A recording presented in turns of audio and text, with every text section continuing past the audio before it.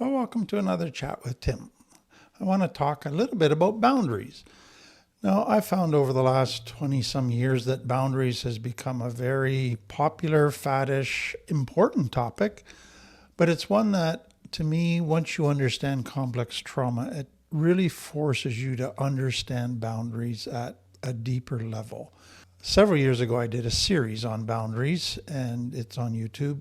And I laid out really the foundational pieces of understanding boundaries, setting boundaries, how complex trauma really is a challenge for people in understanding and setting and maintaining and enforcing boundaries. But I want to add a little bit to it, a little bit of very practical things. So before I get to that, let me just again give you a summary understanding about boundaries. So boundaries are basically the rules that I live by. What is healthy? What keeps me safe? All of those things are part of boundaries. And I see them really in three areas. So the first is boundaries I set with myself, what I will allow myself to do. So we call those internal boundaries. So that includes your daily habits, your routine. It's related to your diet, your sleep, your exercise, work, connecting with others, every aspect of life. We have guidelines about what is healthy, what is not healthy, what is going to help me become the person I want to be. Those are internal boundaries.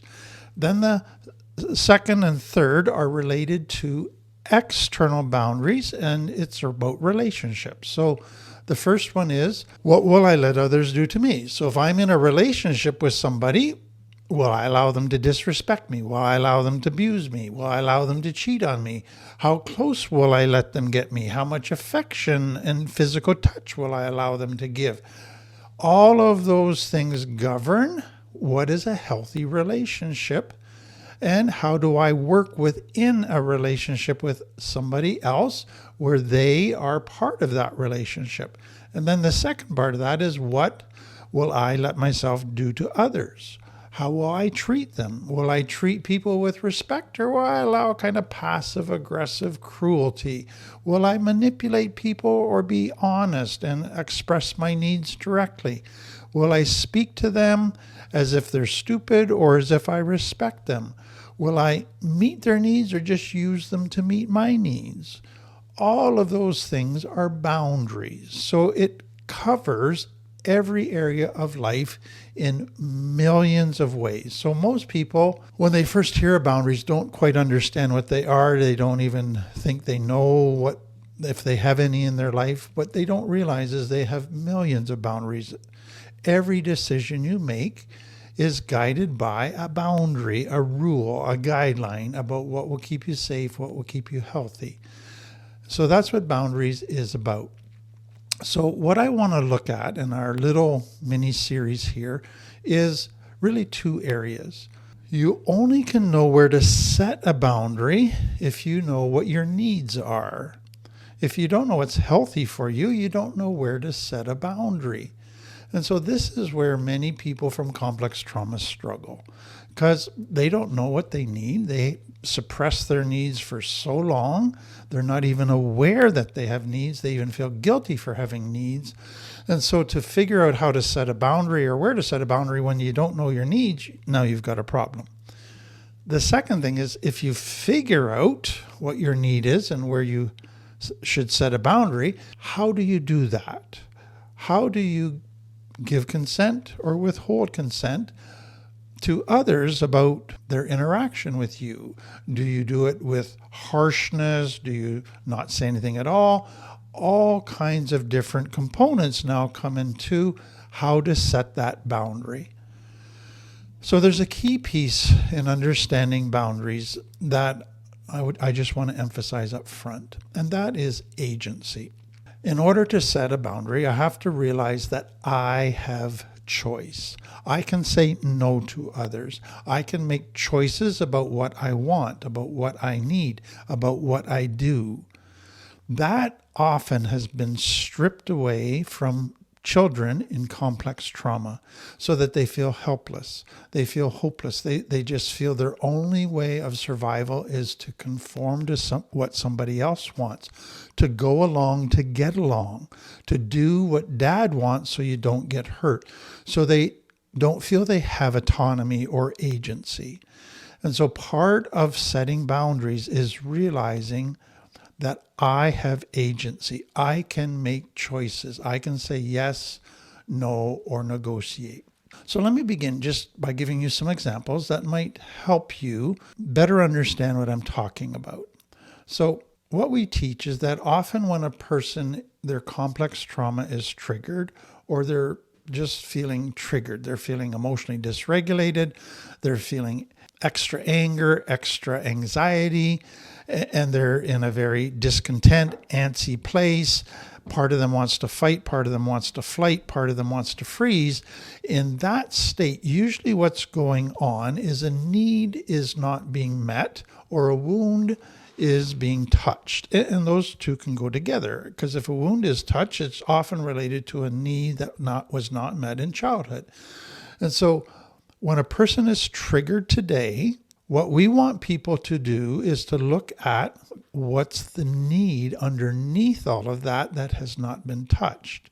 But this is where it gets problematic, because for many people, once they're triggered, they go into their limbic brain, which is only concerned about instant gratification, instant protection. And so they think their need is instant safety, instant gratification. Just fix the symptoms. They're very much on a superficial plane, trying to improve the current situation. That's where they diagnose their need. But usually that's a misdiagnosis. And it gets really complicated here, because to actually get to what's the true need takes a bit of work. And for some people, they're not able to do that work because nobody's ever taught them how. They don't have the tools to process what's going on underneath to actually get to what they really need. And so that's what I want to help us do. So let me give you 4 examples that might just bring this into even clearer focus for you. So let's say that you're just irritable. You find that you're very impatient with everybody. Even when you're driving, you're more impatient. When you're at home, you're more impatient with people when they're not responding to what you've asked and the time limit that you thought they should. There's an edge to you. And so you're triggered. In your brain, you go, I just need to be alone. I just need to not have any hassles. That would clear up all my irritation. That would just fix everything. But you realize, you get kind of in your cortex, I do have little kids right now who have a lot of needs, so I can't just pull away. So again, what I want you to see is your limbic brain said, my need is to be alone and not be bothered. Now that looked like a good need to fix in the moment the problem. But it doesn't fix the real issue. It doesn't get to the real issue. And if you follow that diagnosis, you will end up hurting your children. And so what you need to do is realize, okay, there might be some value. I need to have some alone time, but I think there might be more. So I need to do things that help me right now, but I need to explore what else is happening underneath, what other needs are not being met that are contributing to this irritation and impatience. So you go on a little mental journey and begin to explore what's going on inside of you. And you begin to realize, well, okay, I've never learned to set good boundaries at work. So I always do more than I should. I say yes, and then I work longer than I should, and I'm kind of tired, and I'm feeling used. And then you look around and you go, I got a bunch of stress happening in my life right now that wasn't there 2 months ago. Some financial stress, some job stress, some relationship stress, some health stress, and wow, I'm not handling stress very well. I never was taught to handle stress very well. I'm just stuffing it and trying to work harder. And I don't communicate my needs very well to my partner, to other people in my life. I just feel I should be self-sufficient and they should read my mind and just know what I need. And so I haven't communicated that I'm struggling. I haven't communicated that I'm feeling a bit overwhelmed and stressed. Okay. And then, I haven't been sleeping well, and that's maybe taking its toll and starting to catch up with me. And then I'm not present to my kids when I'm with them. So I can sit down in the same room, but I'm hoping we can just watch a movie and I can dissociate. I don't enjoy just sitting there engaged 100% in their little worlds and in connecting with them. I'm not good at connecting at all. And so then you take that to an even deeper level. So you've got, here's my needs right in the moment to fix the crisis. Here's some of the deeper needs that are contributing to the crisis.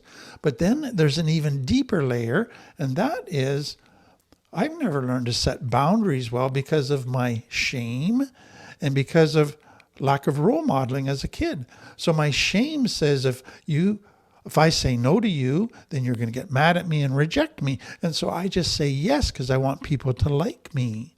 That's a shame problem. I've never dealt with that. And the reason I'm not present to my kids is because I'm not good at being present to anybody, including myself. Ever since I was little, I sought to escape the present because being present in the present was too painful. And so I've disconnected. That's been years and years of a pattern in my life. And so what I want you to see is as you go down the layers, you go, wow, I've got this deep need that I am failing in using healthy tools because they were never taught to me because of childhood trauma. And I had to use maladaptive tools. So that's the deep level, complex trauma. But then I got all these unhealthy tools and the ramifications today of my maladaptive behaviors, which then leads to the current crisis. So what is my need? Now you see this as a very multifaceted thing. So let me give you a second example. Let's say you're just feeling bored, discontent, just nothing much satisfies you. You're going through the motions. Life is really kind of dull. And so you go, what do I need? Oh, I need fun. I need excitement. And there might be value in that, but there could be some deeper needs that aren't being met that are contributing to your boredom.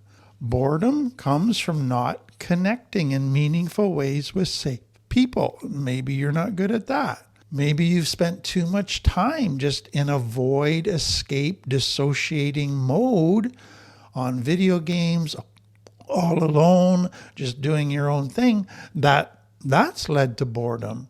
Maybe you have no sense of purpose for your life. You're not sure why you're here. You just feel like you're filling in space and time.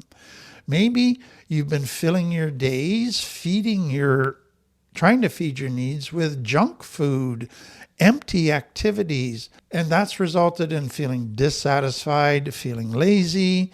You've just been giving in to your limbic brain impulses for instant gratification, and that's leading to emptiness. Or maybe you're afraid to try new things. So you just keep doing the same old, because it's familiar and feels safe, and you're afraid to explore and try new things. That can lead to boredom. So all of those other things, all of a sudden you realize, wow, I am having boredom, but this is from deeper stuff. And then let's go to the next level. Well, where does that come from? Oh, that comes from my childhood and complex trauma. Okay, third example. Let's say you've come out of addiction, and all of a sudden, after 5-10 years of sobriety, you find yourself craving drugs or alcohol. What happens in your brain? You go, my need is I need to just get to a meeting.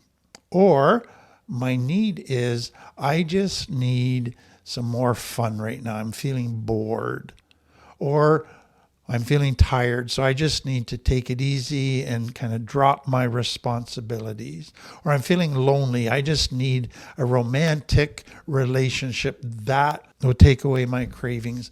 And so you kind of do the normal assessing of why am I craving?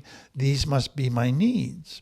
So there could be truth in all of those things. There could be value in all of those things. But there could be much deeper levels of need that aren't being met. And so if addiction is related to not having healthy connection, and the child then finds something, an activity or a chemical to connect with, they found the feelings of connection without the risk of getting hurt by people, you need to look at it. How am I doing at truly connecting with safe, healthy people? Because if I'm not, then I'm going to start craving drugs and alcohol again.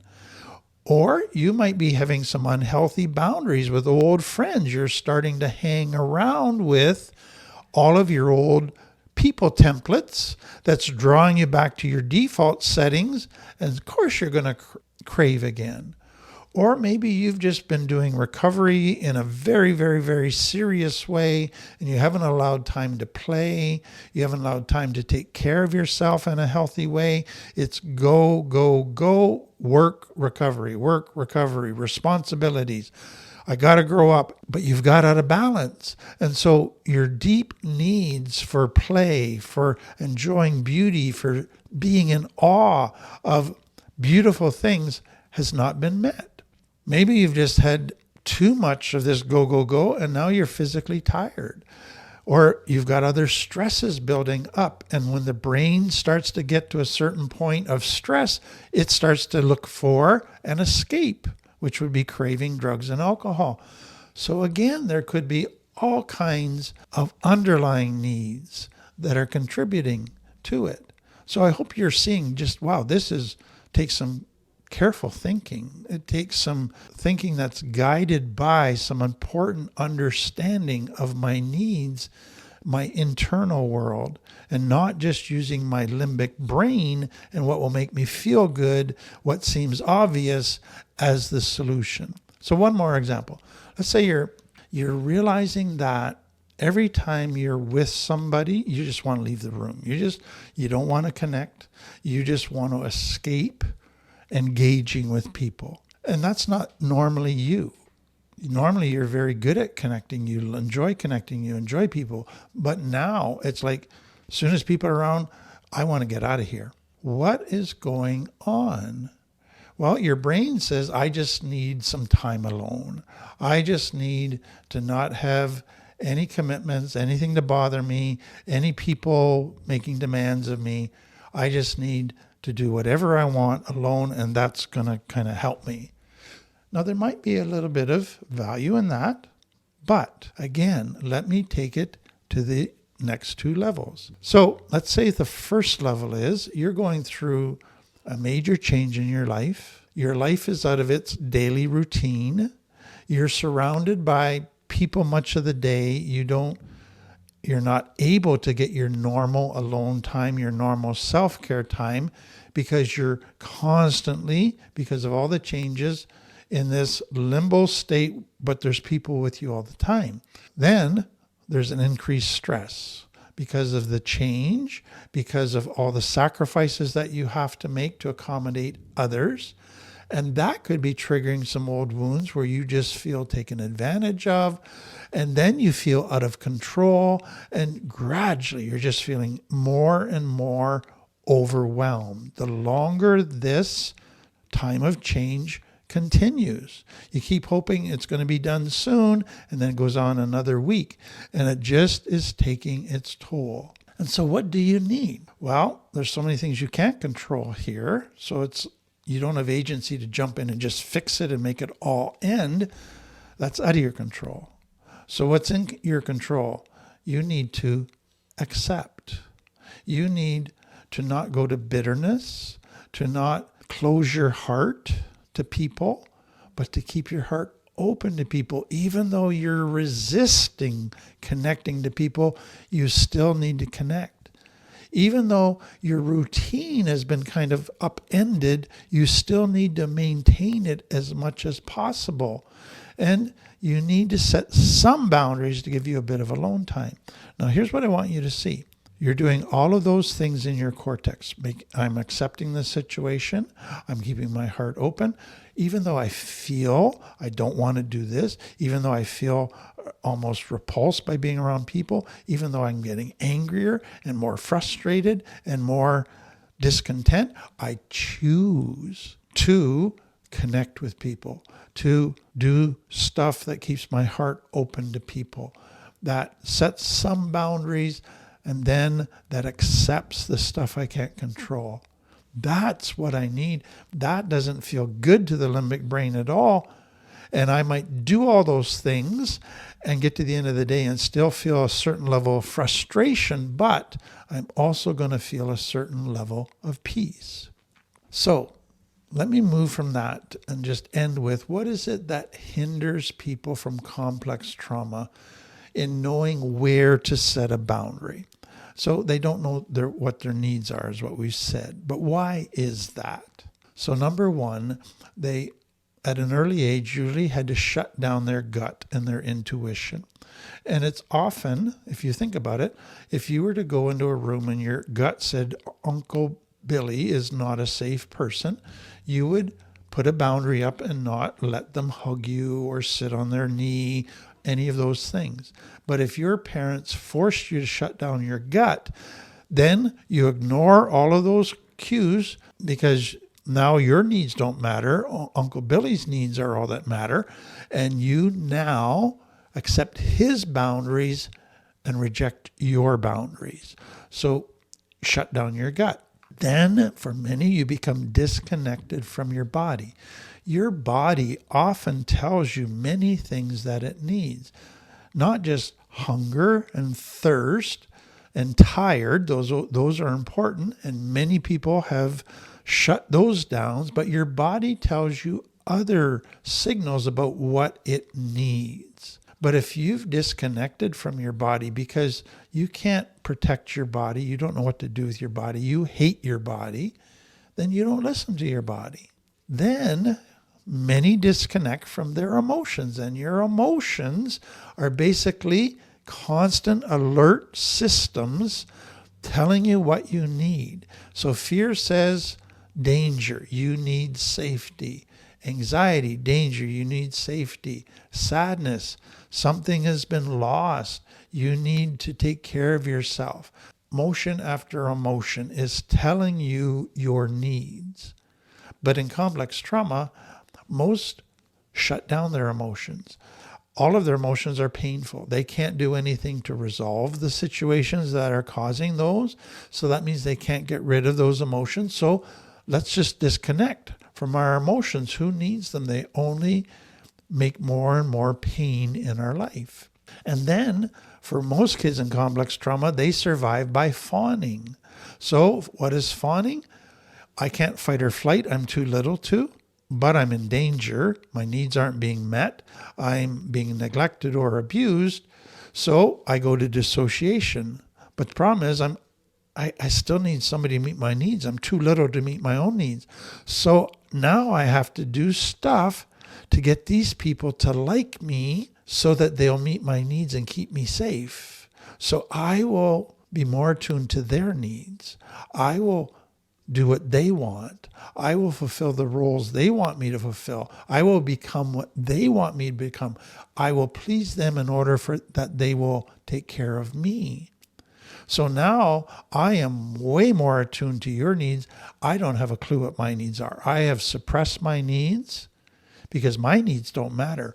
It's their needs that matter. And that then sets a person up future that all their boundaries as they go into relationships are out of kilter, because now it's not two equal people where we got to figure out how to get their needs to both needs to be met. It's your needs matter more than mine. So I'm going to let you set boundaries that get your needs met, and I'm going to sacrifice my needs. Then some go to because of complex trauma, a freeze response. So if somebody violates their boundaries, so somebody touches them inappropriately, they're no longer capable of going to fight or flight. Their automatic response is to go into a freeze state where I don't even know what I want. I just feel numb. I can't think. They just go catatonic and they're shut down. They're not aware of what they should do, and they feel powerless to do anything. And then for many children in complex trauma, there is a gaslighting indoctrination process, which basically says that if you express your needs, you're being selfish. And it produces a false guilt. And then they're taught that love is sacrificing and meeting everybody else's needs. So you get a wrong definition of love. You get a wrong approach to healthy self-love. You're told that is selfishness. And so what does healthy get defined as? That you fawn, that you give and take care of everybody else's needs and don't pay attention to your own needs. And then we've already talked about the shame that is just ubiquitous throughout complex trauma, that if people get to know the authentic me, they will reject me. Therefore, I must always please people. I must always be nice. Never say no. Don't set boundaries, because if I do that, people will reject me, and I already reject myself. And if people reject me, that'll make me feel even worse about myself. Then for others, there's huge guilt issues that play into not knowing their needs and not knowing where to set boundaries. So think of a parent who has got into addiction, has lost their children because of their addiction, has done things that have hurt their children badly, and now they get their children back. Now they want to be a healthy parent, which means they have to set boundaries for their kids about what is healthy. But they're afraid to set boundaries because then their kids will feel, you don't like us. You're being mean to us again. You're doing things to hurt us again. You're a terrible mom just like you were before. And so because of their guilt, they go to a guilt parenting style that indulges their kids' every wish, even though it might be harmful. And then for others, the fear of abandonment. So in traumatic, neglectful relationships, love and safety were conditional. So setting a boundary felt like you're going to lose connection, that you were going to get hurt. And so it was going to risk all the things that you were doing to survive and not be abandoned. And so now to set a boundary is potentially to risk being abandoned. And that is the deepest, most painful piece of their life that they never want to happen again, that they're terribly afraid of. So do not set boundaries. And then for some, there was chaos. Boundaries shifted every day. And one day dad wanted this was his needs, and these were the consequences. Next day it was totally different. You didn't know where the boundary was on any given day, but you became addicted to chaos. That became your normal.